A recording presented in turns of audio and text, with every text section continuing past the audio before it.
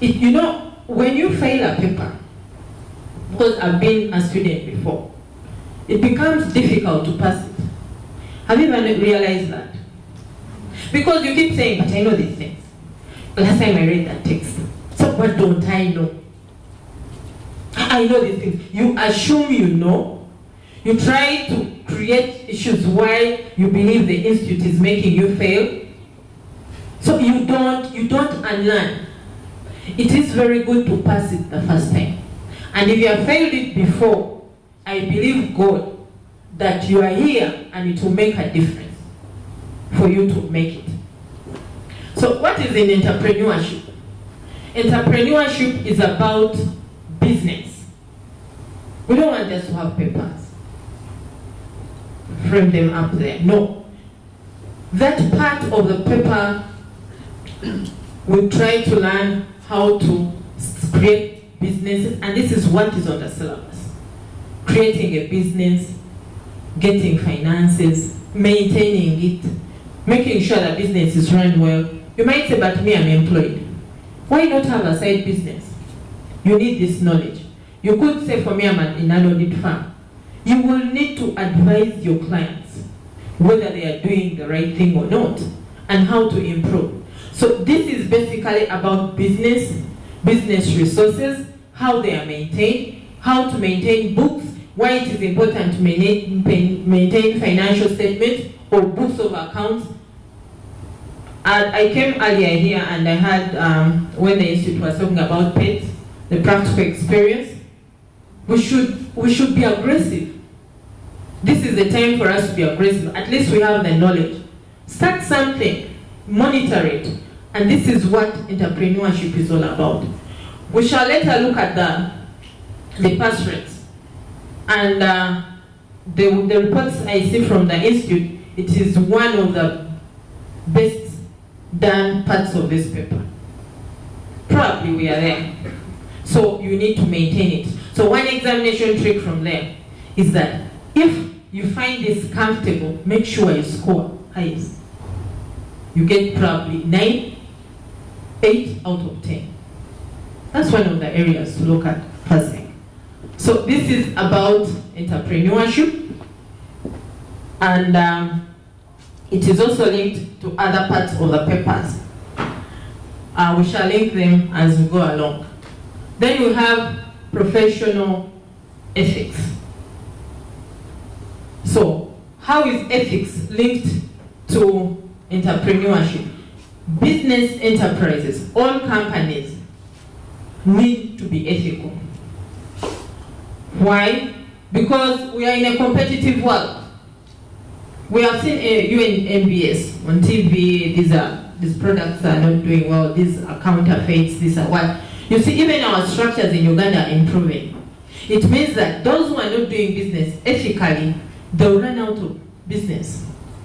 So this professional ethics, your mind should focus on two things. Ethics in a business, ethics for me as an accountant. Does it matter if I'm practicing? Yes. Because when we go to auditing,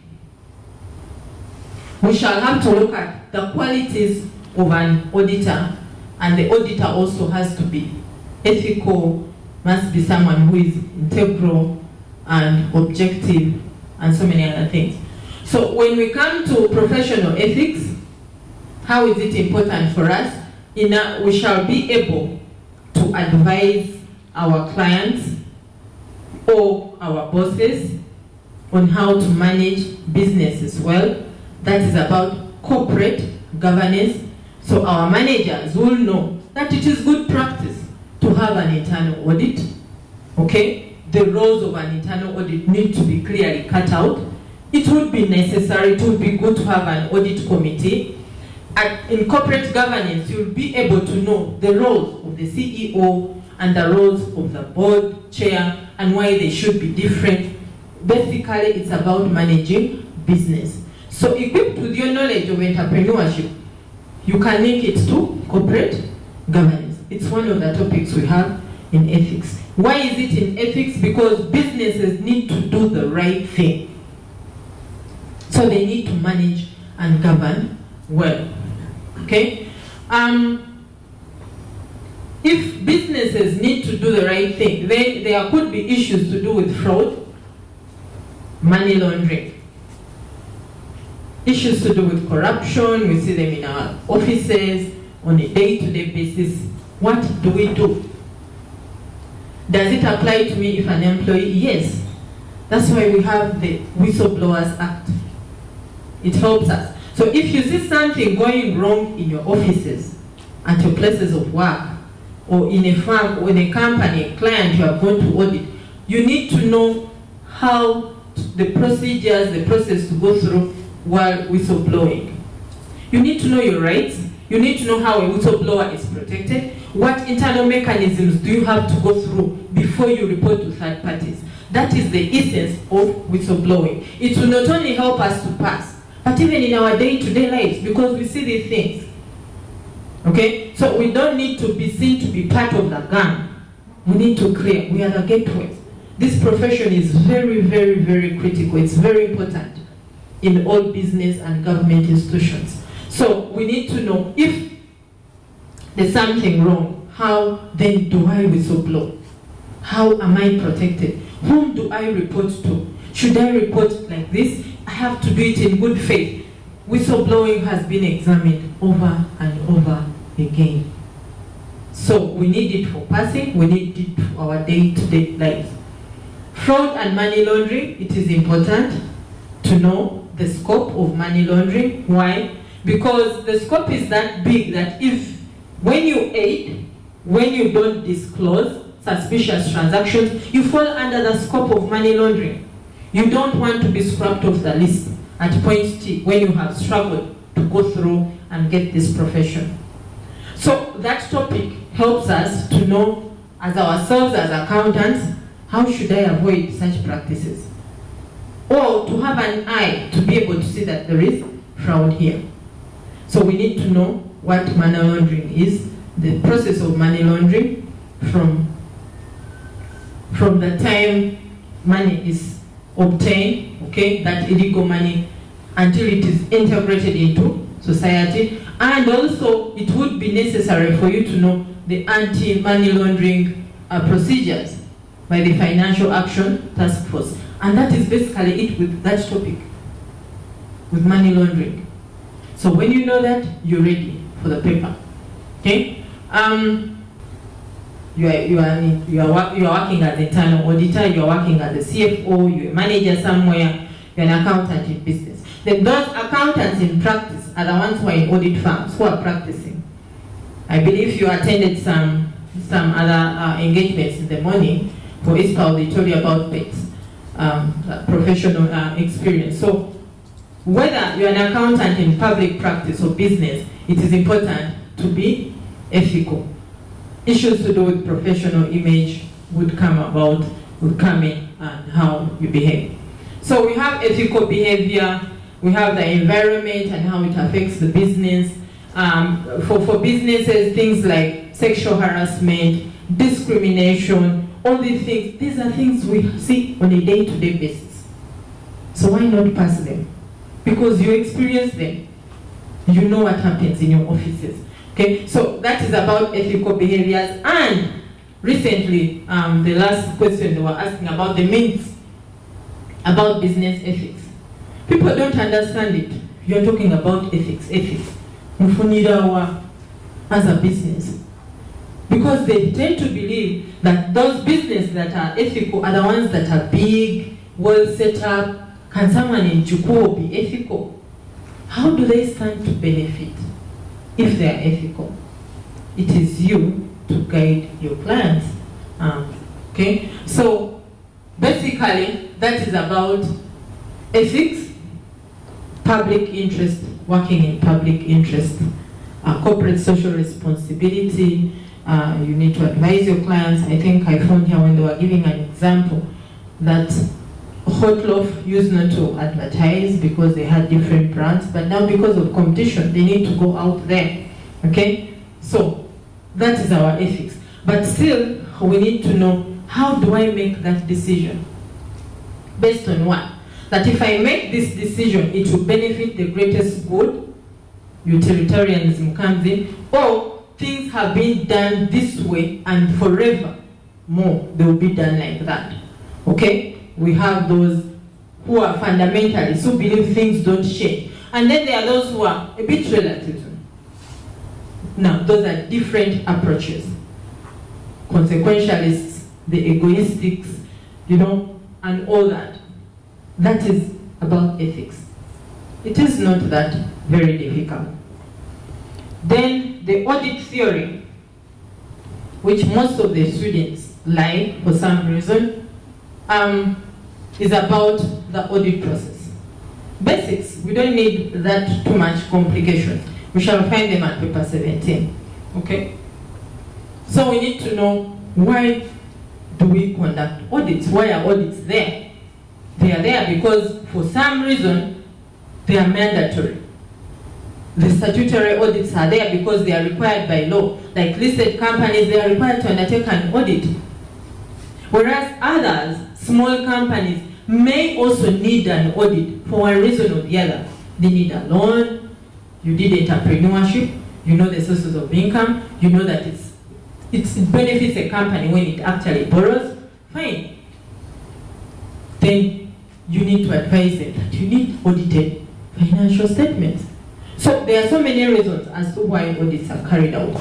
On our syllabus, we are required to know the types, the different types of audit. Not only do we have financial audits, by the way, this paper, the focus is on external audits. Anyone in internal audit here? Internal audit department? Yes. The focus of this paper is external audit. Internal audit is just one topic. So when you're answering questions or when you're reading, have that perspective that you are an external person coming in to audit a company. You are providing external audit services. You are an accountant in practice. Okay? So this is what audit theory is all about. So other than financial audits, there are many other audits that are carried out. Okay? Investigations, social and environmental audits, or forensic audits, internal audits, but the focus is an external audit. So when you see the planning, the execution, reporting is basically external audit, except one topic which focuses on internal audits. Who does an audit? We need to know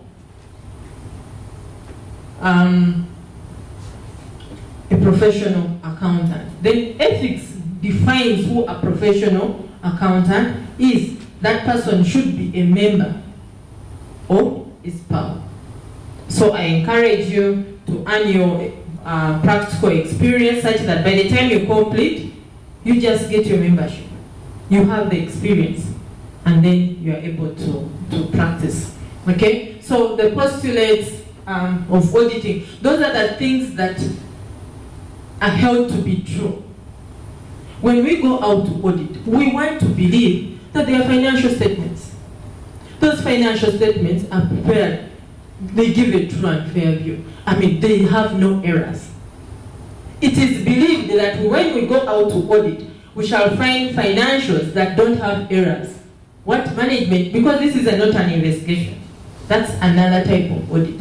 We are looking at statutory audits. So those are things that are believed, that you find this company has controls, they have systems, the systems are working well. We want to believe that management is independent, they are not going to influence what is in the financials. Those are postulates. But this audit is undertaken by an external auditor, and the objective is to come up with an opinion or express an opinion whether financial statements are giving a true and fair view, or whether financial statements are free from material misstatements.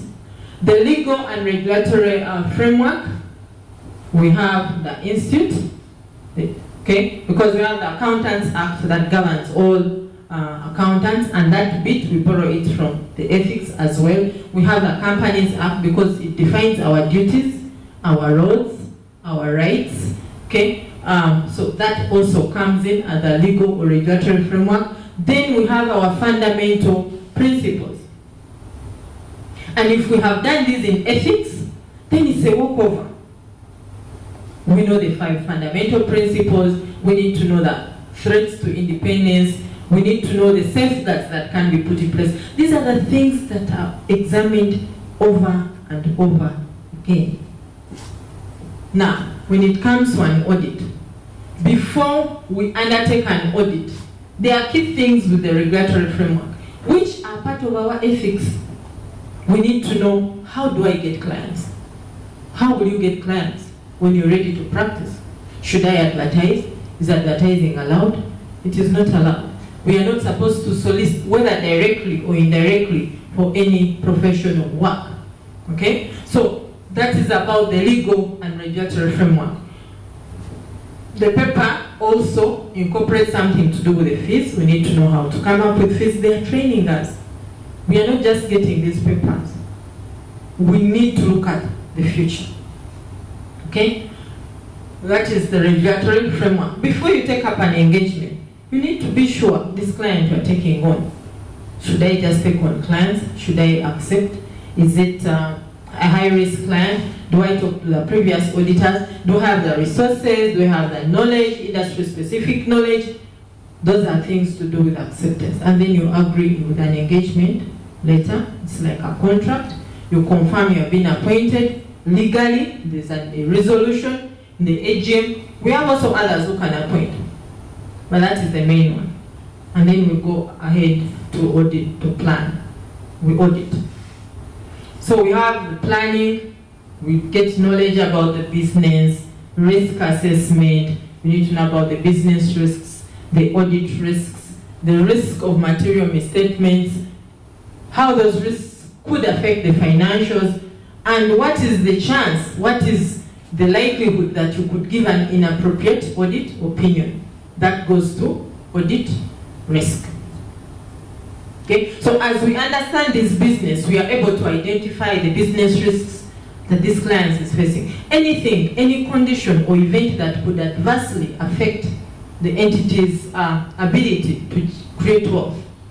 We did entrepreneurship, we know why businesses are there, mainly to maximize wealth. So we plan, basing on the risks we have identified, we determine the approach we are going to use. Is this risk-based? Is this systems-based? Which kind of approach are we using? And then we take through our team, we agree on what to do, who is going to do what, we document our plan, we discuss it, tell staff, these are the challenges you'll meet, if you don't do this, this will happen, be aware of management, probably they are kind of dominant, and all that. So after planning, a team goes out to get evidence. So at that level, we need to know how to get evidence. Are you going to use substantive tests? Are you going to test controls? Are you going to recompute? Is it analytical procedures? Are you going to use CAT? Because the client is computerized. Probably you need audit-assisted techniques. Maybe you need to bring in an expert, depending on the complexity of the engagement. So we get our evidence. Internal controls is also something big. I saw for like 2-3 sittings, they used to examine internal controls. So we need to know those concepts of internal controls. They could be manual, they could be computerized. And if they are computerized, then we shall use CAT to get our evidence. Okay? So that's where auditing in an IT environment comes in. When should I use IT? How does it benefit the auditor and the client? What are the challenges with using IT to get audit evidence? Issues to do with audit trail might be a challenge. Okay? Retention of documents could be a challenge. Probably the skills staff, the risk of giving a different copy of the file you're reviewing, and so many other things. They could be a challenge. So we carry out our audit. We don't do 100%. We don't have that time. It would be so expensive for the client. So in most cases, we sample. That is one of our topics that are necessary. However, if we are sampling, it is important that the sample is representative of the population. So it is important that we do that. Evidence is reviewed I should have added a report there. After the review and evaluation of the evidence and the working papers, you need to know the working papers, whether you are going to use standardized working papers, whether they are going to be tailored working papers. Nonetheless, they are a property of the auditor. So your information is documented. It is reviewed by someone more senior than us, and then we are at that level of coming up with a report. One of you talked about the current issues. A report is a current issue. They've just changed. A report is not more than 2 years. Okay? So we issue our report. If everything is okay, what is everything? If there are no material misstatements and we are able to obtain all the evidence, then we shall say that the financial statements give a true and fair view. They are prepared in all material respects in accordance with the financial reporting framework. Basically, that is the brief about the syllabus.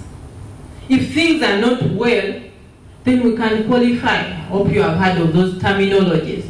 They are going to qualify the report. Either you will completely say things are not well, the financial statements do not give a true and fair view, that is an adverse opinion, or you will say except for A, B, C, D. Others are okay. Okay? You qualify except for. Now, this audit is based on auditing standards. So whatever we've gone through, we have audit standards. And the examiner might continue using those standards in the paper.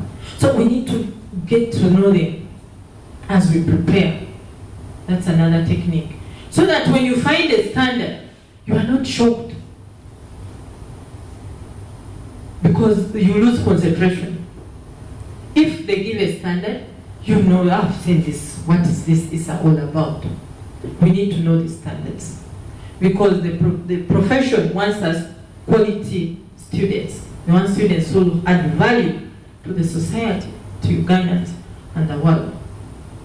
So these standards might or might not continue to be examined, but we need to know, because we carry out audits based on international standards of auditing. And as I said when we were starting, we also need the accounting standards. As I was coming, I looked through the paper and I saw IFRS 15 in question 1. That's why I asked, who are those who are not doing accounting? We at least can have a summary of these standards so that we keep abreast with the technical changes, the new updates. If you're going to class, I expect your lecturers to take you through the new standards, the changes, the amendments, both in accounting and the auditing perspective. Okay? So we need these standards. They are implied anyway. Because if you are going to audit inventory, as I saw in question 1, then I need to know IS2. I need to know how inventory is kept, how it's valued, and all that. So it is important that we have some idea about our... Okay, so ethics, relevance to day-to-day life. I've been taking you through that. If you look at me as, if you say we are doing audit, but I'm not going to practice audit, it's okay. But if you are going to be employed somewhere where you are going to be an employer, remember, at time T, that company will be audited, whether you are the boss or not. So, under corporate governance, those on the board, there has to be someone with the financial knowledge. Remember, corporate governance is one of the topics, so we know the requirements of corporate governance. So even if you are employed and you are not going to practice auditing, it is fine. You will be audited. So it is important to prepare now and know what auditing is all about. Such that if your employees are telling you this, you can reason them out. Otherwise, it will be embarrassing for them to keep doubting, but is the boss really a CPA? But I see him going to the annual seminar. Is he really? Because I took this and he didn't say anything. Because we need to demonstrate that we know the things. So ethics is very relevant to our day-to-day lives, whether we have completed the course or not. Because these are the things we meet in our offices, in our families. I think on the news there was someone who the claim was killed by the relative. So things to do with fraud, connivance are very relevant to the day-to-day life in our job. Okay, so now the exam. Do we still go to Nambole? Yes, so Nambole. We're in Nambole. How do I go back? So this is the structure. For those who have not seen the paper before, I picked the most current. Okay, August 2018. We have our 3 hours. Those are the basics, but we have 3 sections. Section A is compulsory. I came earlier, and one of the students was asking the presenter here that they've heard that if you don't pass the compulsory question, you fail. That's a myth. One of the papers was examining business ethics myth. It's a myth. That's what people believe. I don't know how the marking is done, but if I am the one sitting, I can't imagine that because I failed one question, that means I failed all the questions. It might not be so, but considering that it's a compulsory question, I want to imagine, probably Esther will tell us more, I want to imagine that the examiners, the institute, focus on this area, they examine the cores, that you cannot complete this paper without knowing those cores, the core area. I want to imagine, so she'll tell us more. That they try to bring areas that every student should know before qualifying. That's why we need to pass. Which part of the syllabus is examined at section A? We can't know. I've been going through the papers. August was auditing.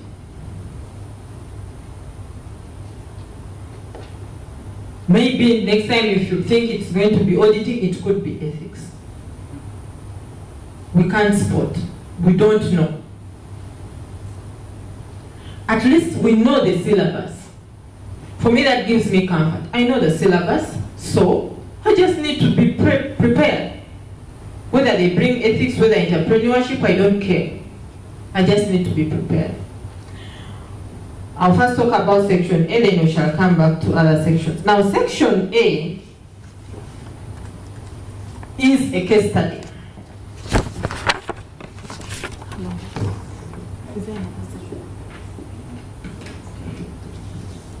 Section A is a case study. What does that mean? It means you need to apply knowledge. That's a technique you need. And for me, when I go through these section A's, I get that feeling that they are easier than other sections. Because they have given you everything here. I'm going to use this information to answer the questions. So when we go out there to sit, use those 15 minutes to understand the case. Understand what is asked. And then see how it is relevant. The examiner, at least the institute, gives us reports. So we are able to know where we've gone wrong, where we need to improve. The examiner has kept telling us that students do not apply. Now, part A here was explain the business risk facing WTL. Now, because someone has read business risks, it could be internal, it could be external, maybe laws, what else? Maybe the finance issues, they don't have enough money, the exchange rate has changed, the economic issues, it's a depressed economy, management doesn't have knowledge, those are business risks. And someone will give that. It is true. Those are business risks. But they are not related to WTL. So someone will sit the paper and say, I know these things, yes, but that is not what is asked. They are referring to a case. So if the examiner has put in time to come up with a case, please let's refer to that case. If we look at the first two paragraphs, I'll read for you. I'm told you don't have any other engagement, so I can take more of your time.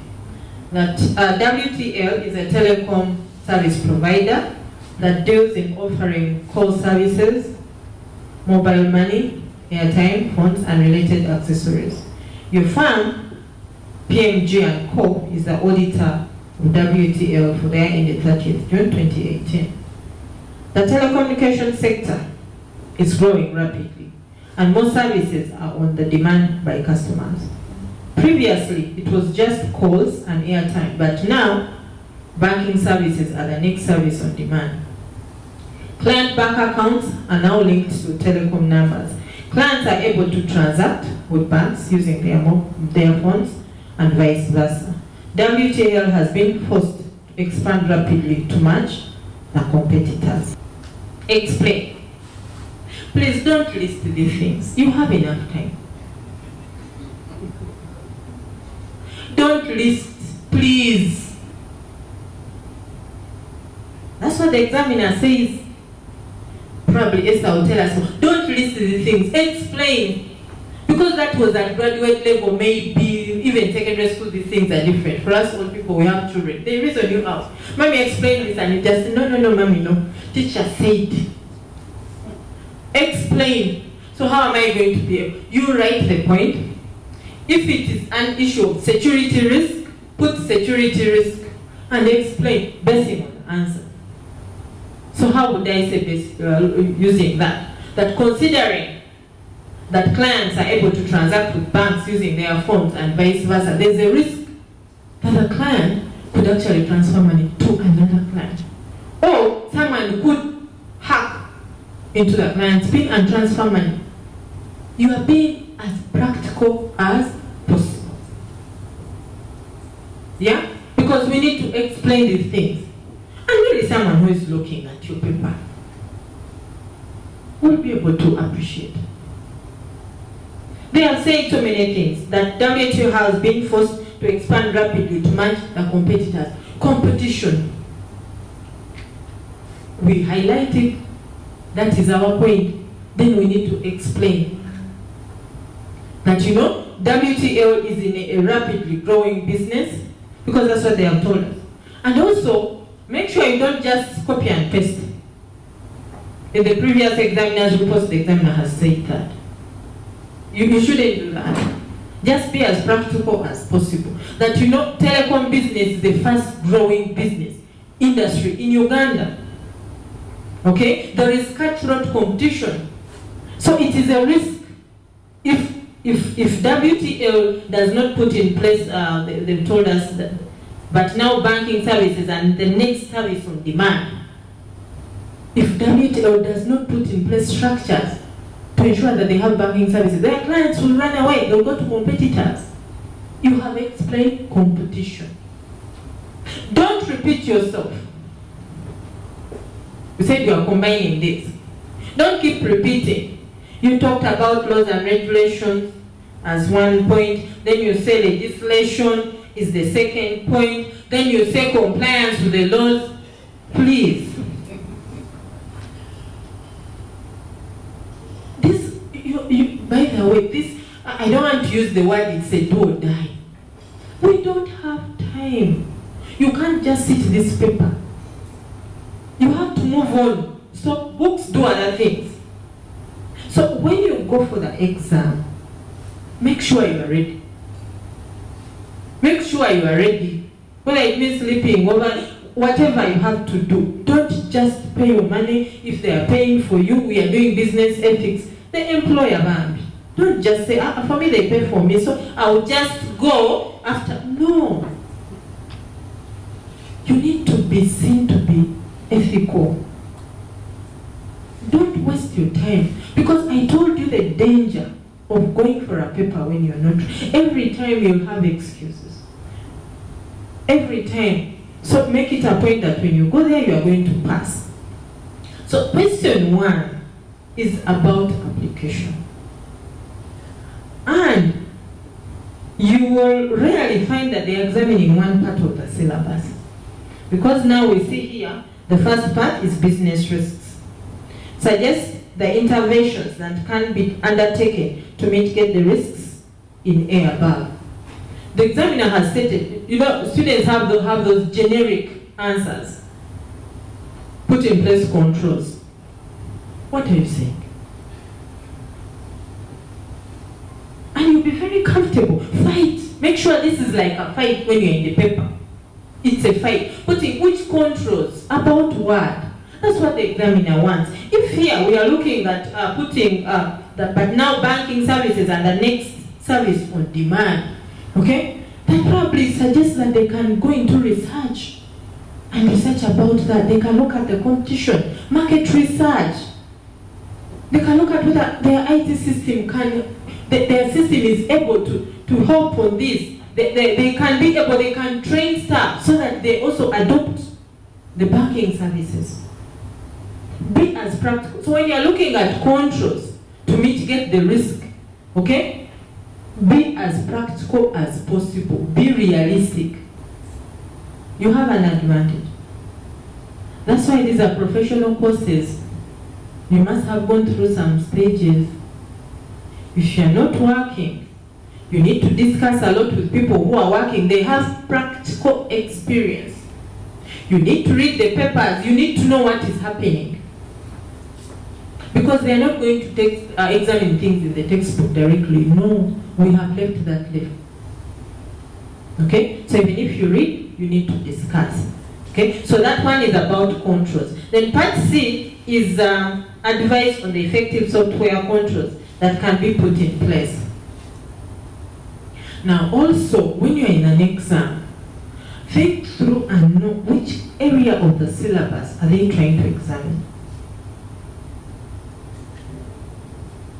Because when you look at IT, we have somewhere information systems. There are special controls for IT.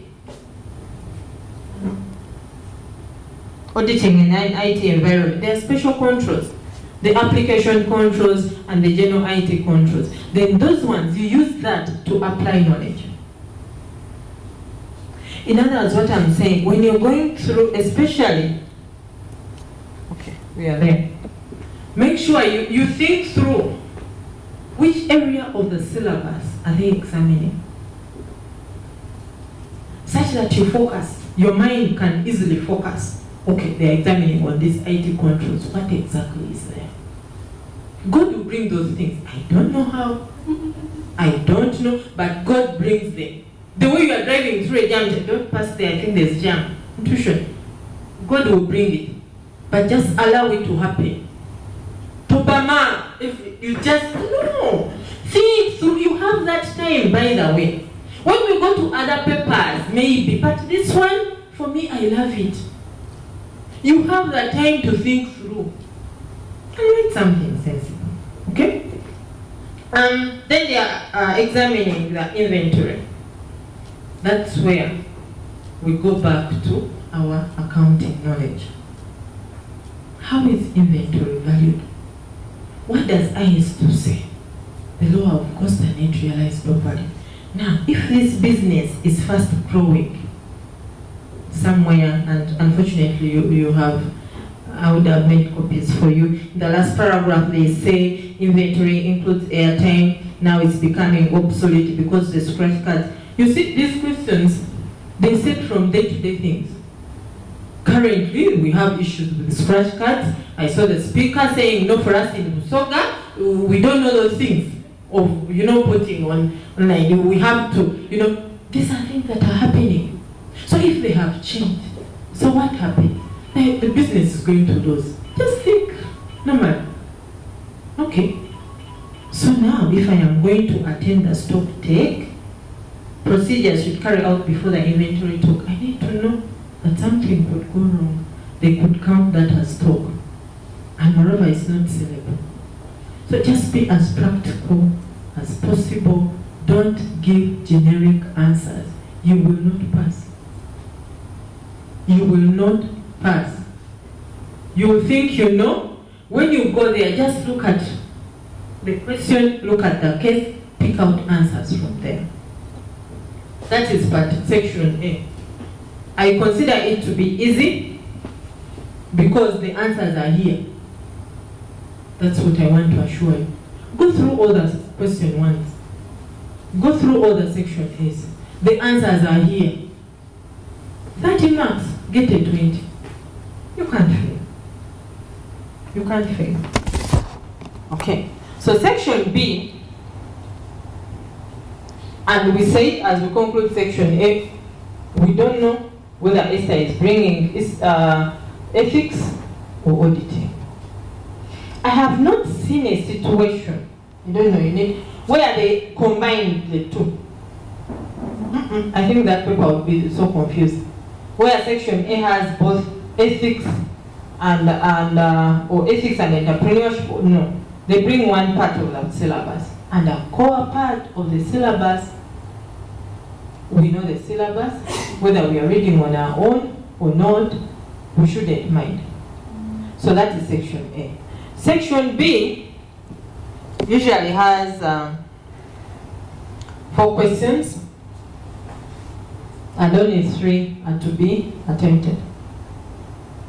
I have seen, I don't know whether it's by design, I have seen that it has a combination of both ethics and audit. Esther will tell us more. I've seen that. It has, at least for many sittings, it has both audit and ethics.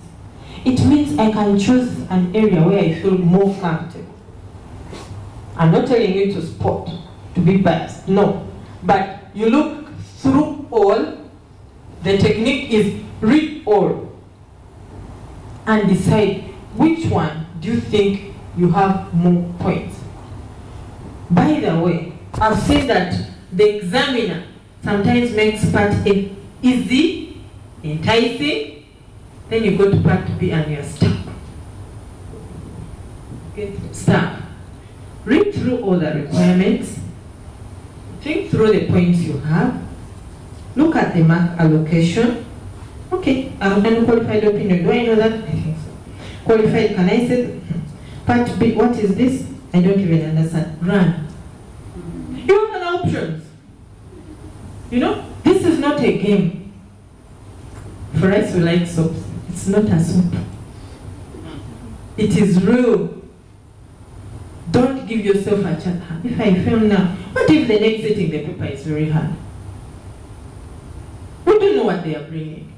At least we have not had issues of papers leaking. So, we need to go there and pass. You have 2 months? Yeah? You can pass, even if you had not read the word in this paper. You can pass. You don't have leave, you can pass. I don't get leave, go back at 9. I have children, yes, take the children home, sit in the sitting room and pass. But I'm also married. Yes, you can also make it. I'll talk to the ladies and we shall see how after the class.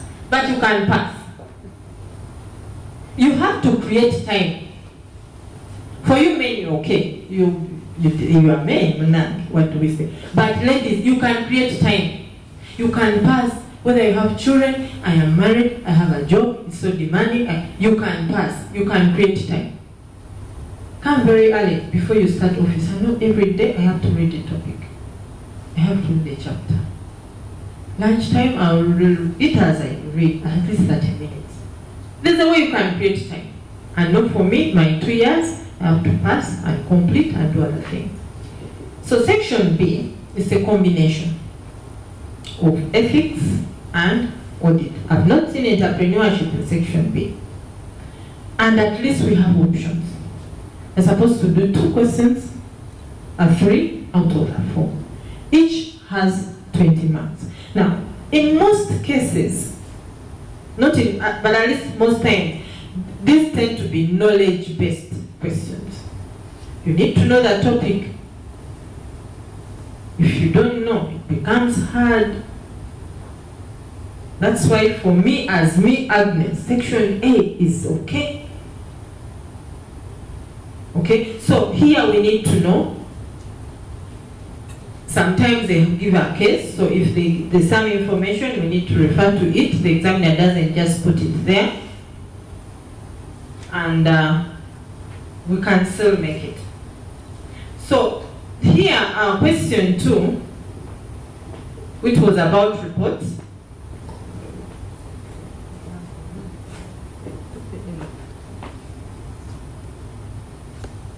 Question 2 was brief notes.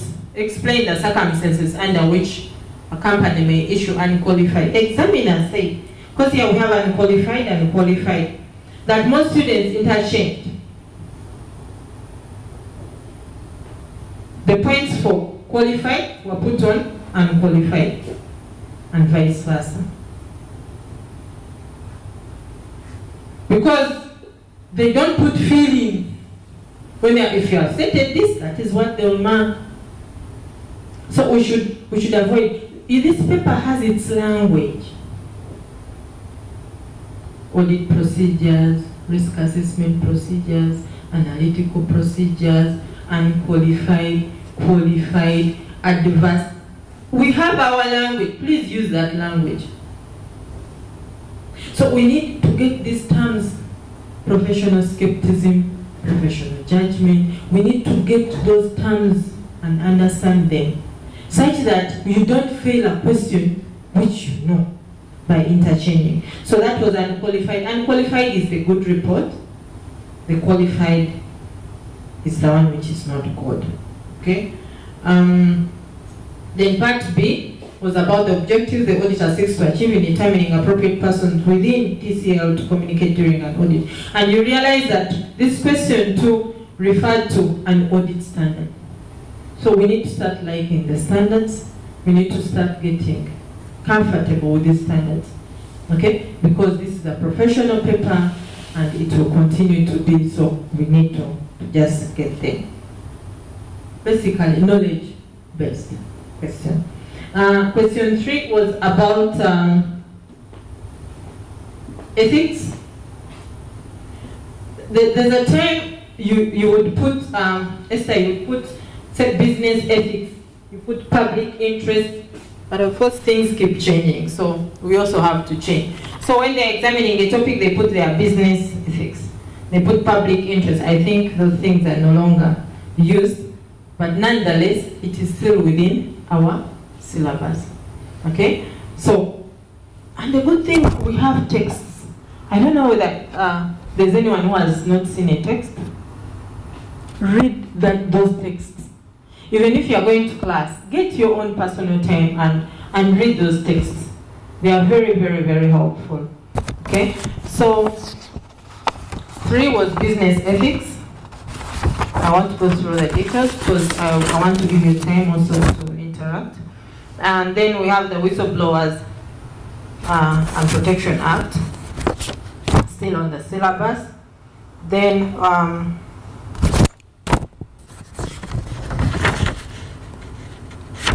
let me talk about question 3 here.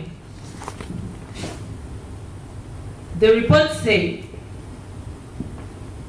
part A, of course part A, I see it so many times in the past papers. The students know the values and ethics. The unethical business practices exhibited by traders in Uganda. As I said, you read newspapers, you will see these things there. Okay? You read your text, but also read the papers. There was a problem with part D. Part B too. Discuss the different myths. I think I'll talk about that. about business ethics that Chicago traders would encounter. What is usually believed to be true that is not necessarily true about business ethics? Because people believe that, you know, you can't pay taxes, you can't do the right thing unless you're rich. You leave those ones who are happy. Sorry for those ones who don't speak Logan. Because they say, if you pay taxes, when will you get rich? Or those who are paying taxes are thieves. It's a myth. People think, do you think people pay taxes? No one pays. That's a myth about ethics. That is a belief people have. That is not necessarily true. So students, probably because of that word, they did not perform well based on the examiner's report, and also the statistics given by the examiner, they did not do it well. But at least the other parts of the question were performed well. Okay. Question 4 is Whistleblowers Act. These ones which have acts, you have the data, you have the information. Pass those ones. At least there will not be those words, the myths and whatever. You'll be able to understand what exactly is required. So question 4 was Whistleblowers and Protection Act. I think we are going to look at the statistics. They'll help me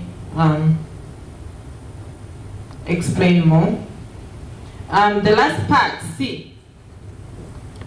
The examiner in his report said that was not done well. Void employment contract at workplace. We said we have our language in paper 12. You need to learn our language, and life will be very, very easy for you. Okay? Then corporate governance. Now, something the examiner also noted, that some students actually read, for them they read the past papers only. They just concentrate on past papers. So when if last time they brought corporate governance and they brought principles of corporate governance, that is what they are going to answer. Please don't be like them. When you have an opportunity, you've been here, we've interacted. Avoid those. Don't assume. The examiner does not give that room to assume. They state what they want. And that's it. So in the comments, in the examiner's report, they said students do not read instructions. And then they answer anything. It's not a joke. This is real life. We need to be serious on this. So corporate governance as one of the topics, then entrepreneurship. Basically, it's basically about business. And maybe I'll talk more about this when it comes to the pass rates. Okay? I've already talked about the topics as examined in the exams, the areas of the syllabus. Section A, we don't know. We can't tell. And we don't have to bother, because we have a syllabus. Anyway, Section B is a combination of ethics and audit theory. It is 60 marks. We have 3 questions to do out of 4. Each one is 20 marks. That's a good one for us. At least we have an option. Section C, there are also 2 questions, each 10 marks. So that is entrepreneurship. Okay, the pass rates. That is the statistics the institute has given. And for me, sometimes I get worried. When I saw this, I was not very comfortable, because the percentages are dropping. The pass rates are dropping. The pass rates are dropping. We've gone through the paper. It looks easy. But why are students failing this paper? As I told you, most of them do not get guidance. They don't go to class. I think, I can't waste my money. But they waste it when they keep receipting, and it's more expensive when you receipt, because you have time factor which you can't cost.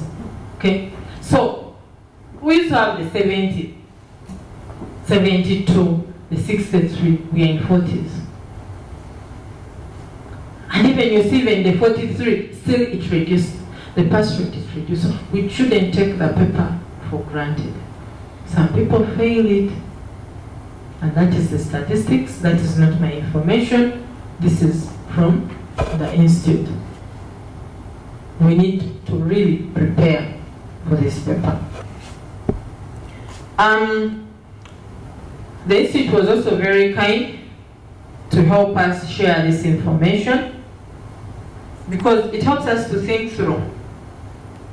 For August, there were 271 candidates. Question 1 being compulsory, everyone did it. So there was 100% attempt. But those who passed with marks above 50% were only 43. 43. Question 2. The one which had reports, the external reports where they wanted unqualified, and then the internal reports where they talked about those charged with governance. That was the performance. 83% attempted it, and only 44 made it. Okay? Question 3, let me see that topic again. Business ethics. Yeah, students did it, performed at least well. Those who scored above 50%. Question 5, that was 5. Corporate governance. Few people attempted it. And those few, I think, knew the paper. You know, you compare the percentages. Few people, those who knew the question, at least passed it. Okay? Those who got the 45 who got above that. The trend goes, question 7 was not popular at all, and that's it. So at least the institute goes as far as analyzing a particular question to see whether it was friendly, whether it was not proper, how students performed. I think they could even have for the small parts of the question if we ask for that information. So ladies and gentlemen, that is how we are, but mostly we need to be aware of the pass rates. Okay? The examiner has continued to talk about lack of technical knowledge, and that's true. And most the reports that they give the students, they like fundamental principles. That most of the questions, they keep bringing in integrity, independence, even where it doesn't apply. And the examiner has said that shows a student who does not have knowledge about this paper. Okay? So we need to know the syllabus and then prepare for the exam. Okay? And lastly, the advice I would give, this is what is not mine. This I picked from the examiner, that we should avoid cramming. And then we need to apply the various areas. We need to know the current trends and the ethical issues in the profession. Endeavor to cover the syllabus. Okay? Understand the study materials. We have a text. For me, I recommend that text.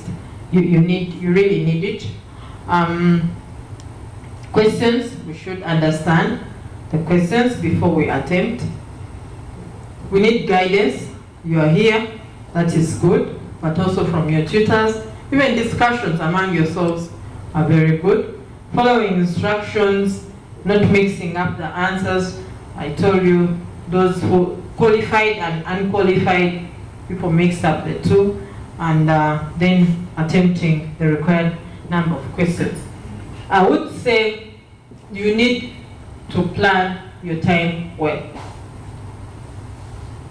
You need to plan your time well, such that even if you know a lot about a question, when it's time up for that question, you move on. so that you balance, you increase your chances. Because when you start a question, usually you pick the easy marks first. So if you have picked them and you see it's time up, move on. Move on to another question until you have exhausted all, okay, the question. I would say you need to look for questions you are well familiar with. We have a big syllabus. Probably you have read everything, but there are those areas you are more comfortable with. There are those you are not. We have seen in the statistics that question 7, only 4% attempted it. Probably they were wise in section C. And those who attempted it knew the question very well. So go for the questions where you feel you're comfortable. Read through all the requirements. Read the case. Understand the case. Be as practical as possible. As you prepare for the paper, discuss. Discussions. Share. Share. The more you give, the more you get. Because when you go for discussions, it means you're going to prepare. Don't go to listen, go also to give. So it means you will prepare, you will read, and then your colleagues will be able to correct you, and they'll also give you more. So this paper you just need to discuss. You can't read on your own. Even when you have country, when you come here over the weekend, discuss, share. If you can't find a college and study, the institute doesn't recommend a particular college, no. But where possible, find a place, because we all, in life, we need guidance. We all need guidance. If you really can't make it because of financial constraints, get friends who are going to class, share with them, discuss with them, because you can also pass without going to class. Otherwise, thank you so much. I'll now wait to hear from you.